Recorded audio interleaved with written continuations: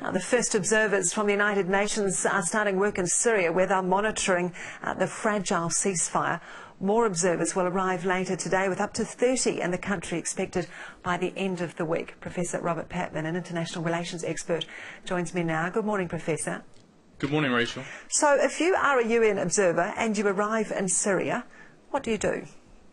Well, I think the first 6 who arrive, they're going to be followed by 24. The first 6, we are told, are establishing headquarters in Damascus, but they're also establishing meetings with both the government, the Assad government, and also the opposition groups, which are of course less organised, but they're establishing meetings to establish ground rules for access. They must, according to the UN Secretary General, Ban Ki-moon, they must have unimpeded access to make sure the ceasefire, fragile though it is being largely adhered to.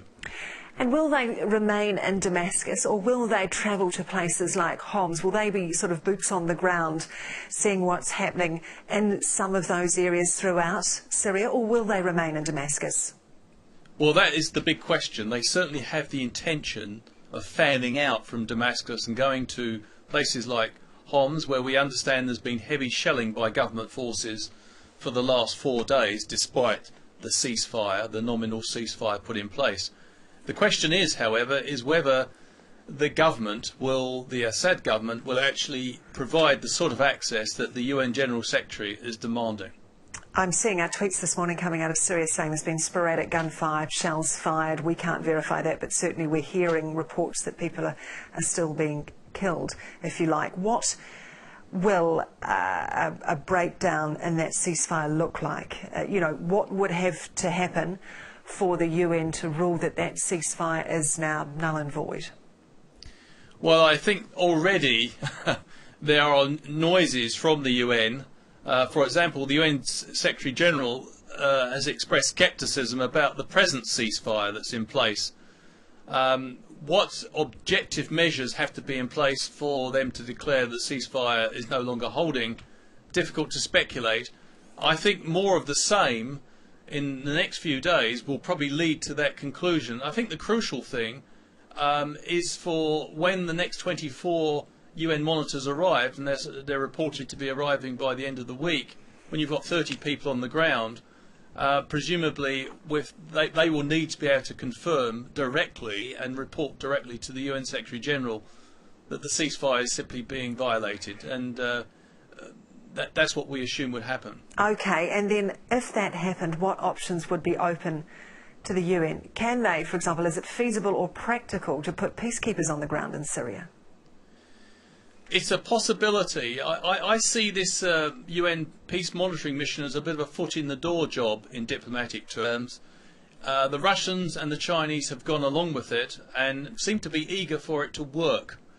Assad, in my judgment, the Assad regime is not interested in political dialogue and has just gone along to, if you like, keep his supporters in China and Russia happy. He had no intention of complying with the previous monitoring group from the Arab League.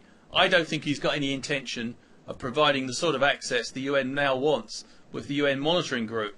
But he's trying to buy time. He's trying to crush the opposition and buy time. We do know that some opposition groups have been to Russia. Some Syrian opposition groups have been to Russia to Moscow to speak with the Russians. What's the significance of that visit, do you think?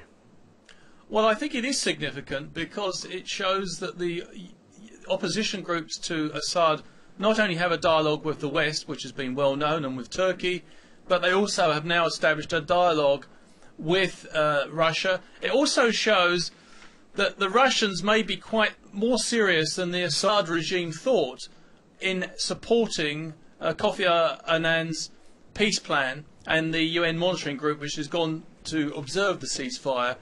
And it may signal that the Russians will expect Assad to give much more access to the UN observers than Assad is prepared to grant, which could open the way for a split between Russia and the Assad regime. And once that occurs, I think there's no barrier to concerted international pressure against the Assad regime to desist from the sort of violence that's been going on for the last 13 months. Yes, it'll make for some interesting commentary, I imagine, over the next 48 hours. Robert Patman, Professor Robert Patman, thank you very much Thank you. indeed for your time this morning.